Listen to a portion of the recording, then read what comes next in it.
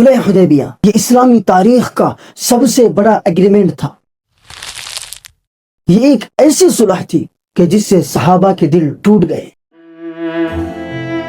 لیکن آسمان سے اعلان ہوا، اِنَّا فَتَحْنَا لَكَ فَتْحًا مُبِينًا، بے شک ہم نے آپ کو ایک کھلی فتح دی ہے۔ مسلمانوں کو مکہ چھوڑے ہوئے 6 سال گزر چکے تھے، مدینہ میں بستے تھے مگر دلوں میں بیت اللہ بسا ہوا تھا، لیکن مکہ کے مشرکین مسلمانوں کے راستے میں دیوار بن چکے تھے۔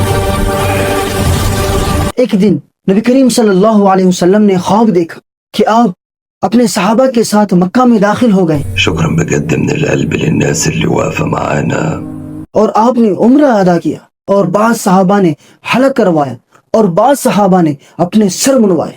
اور یاد رکھو، نبی کا خواب بھی وحی ہوتا ہے۔ یہ سنتے ہی صحابہ اکرام کے دلوں میں محبت الہی بھڑک اٹھی۔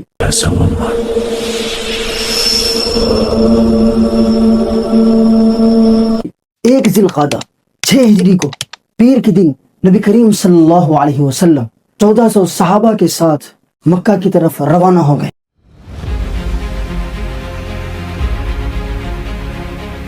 قربانی کے جانور بھی ساتھ تھے۔ ذوالحلیفہ پہنچ کر سب نے عمرے کا احرام باندھا۔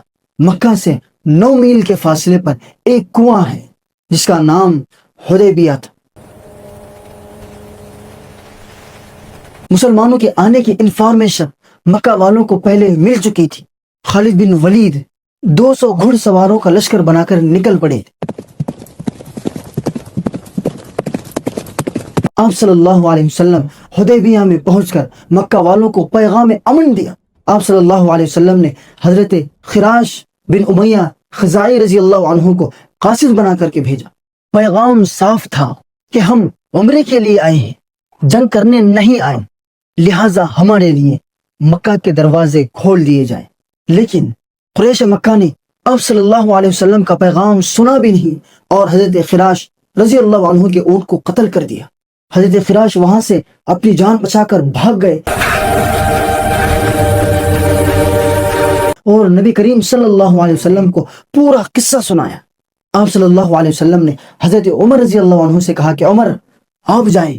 حضرت عمر رضی اللہ عنہ نے کہا کہ یا رسول اللہ، میرا مزاج تیز ہے، اگر کہیں بات کرنے میں اونچ نیچ ہو جائے تو حالات خراب ہو سکتے ہیں جس سے آپ کو تکلیف پہنچیں گی۔ یہ رسول اللہ صلی اللہ علیہ وسلم کی نافرمانی نہیں تھی، یہ رسول اللہ کا ادب تھا۔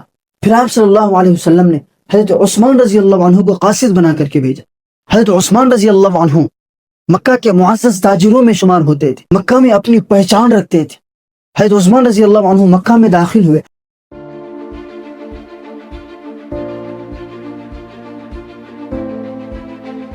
اور قریش مکہ کو آپ صلی اللہ علیہ وسلم کا پیغام سنایا کہ ہم عمرہ کرنے کے لیے آئے ہیں، ہمارے لیے مکہ کے دروازے کھول دیے جائیں۔ لیکن قریش مکہ نے حضرت عثمان رضی اللہ عنہ سے کہا ہم صرف آپ کو اجازت دیں گے کہ آپ اکیلے کر لوں۔ حضرت عثمان رضی اللہ عنہ نے جواب دیا کہ میرے محبوب دروازے پر کھڑے اور میں اکیلے طواف کروں، یہ ممکن ہی نہیں۔ قریش مکہ نے حضرت عثمان رضی اللہ عنہ کو وہیں پر روک لی۔ ادھر مسلمانوں میں افواہ پھیل گئی کہ حضرت عثمان رضی اللہ عنہ کو شہید کر دیا گیا۔ یہ خبر مسلمانوں پر بجلی کی طرح گری۔ آپ صلی اللہ علیہ وسلم نے فرمایا کہ ہم عثمان کا بدلہ لیے بغیر نہیں جائیں گے۔ آپ صلی اللہ علیہ وسلم نے تمام صحابہ کو ایک درخت کے نیچے جمع کیا اور بیعت لی کہ ہم عثمان کا بدلہ لیے بغیر نہیں جائیں گے۔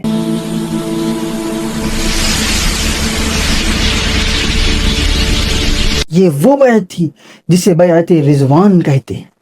عروہ بن ثقفی یہ اس وقت مسلمان نہیں ہوئے تھے، یہ پورا منظر دیکھ رہے تھے اور انہوں نے جا کر کے کفار سے کہا کہ میں قیصر اور کسریٰ اور نجاشی کے دربار دیکھ چکا ہوں، وہاں جا چکا ہوں، لیکن محمد اور ان کے ساتھیوں میں جو محبت ہے وہ میں نے کسی دربار میں نہیں دیکھی۔ وہ اپنے نبی پر جان نچھاور کرتے ہیں، لہٰذا ان سے صلح کر لو، یہی بہتر ہے۔ مکہ کے قریش نے جب یہ منظر دیکھا اور یہ صورتحال دیکھی تو صلح کے لیے تیار ہو گئے اور انہوں نے سہیل بن عمر کو کچھ شرائط لے کر کے حضور صلی اللہ علیہ وسلم کے پاس بھیجا. آپ صلی اللہ علیہ وسلم راضی ہو گئے اور حضرت علی سے کہا کہ علی صلح نامہ لکھو. صلح نامہ میں پورے 5 شرطیں تھی. شرط نمبر 1 کہ مسلمان اس سال عمرہ کیے بغیر ہی واپس جائیں گے. اگلے سال آ کر 3 دن عمرہ کریں گے. ان دنوں مکہ خالی کر دیا جائے گا. نمبر 2 10 سال تک کوئی جنگ نہیں ہوگی. کوئی بھی ایک دوسرے پر تلوار نہیں اٹھائیں گے. نمبر 3 مدینہ سے مکہ جانے والا مسلمان واپس نہیں کیا جائے گا. نمبر 4 مکہ سے مدینہ آنے والا مسلمان واپس کیا جائے گا. نمبر 5 تمام قبائل آزاد ہوں گے. جس کے ساتھ چاہے ان کے ساتھ ہو سکتے. صحابہ کے دل ٹوٹ گئے لیکن نبی صلی اللہ علیہ وسلم نے فرمایا کہ صبر کرو. آپ صلی اللہ علیہ وسلم حدیبیہ میں 2 ہفتے تک رہے اور اس کے بعد آپ مدینہ لوٹے.